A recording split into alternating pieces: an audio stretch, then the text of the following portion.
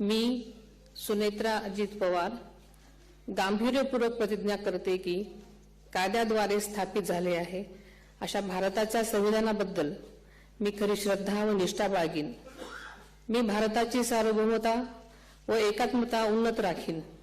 मी महाराष्ट्र राज्याची उपमुख्यमंत्री म्हणून माझी कामे निष्ठापूर्वक व ससद्विवेक बुद्धीने पार पाडेन आणि संविधान व कायदा यानुसार सर्व तऱ्हेच्या लोकांना मी गांभीर्यपणे व निपक्षपातीपणे तसेच कोणाच्याही विषयी ममत्वभाव किंवा आकस न बाळगता न्याय वागणूक देईन।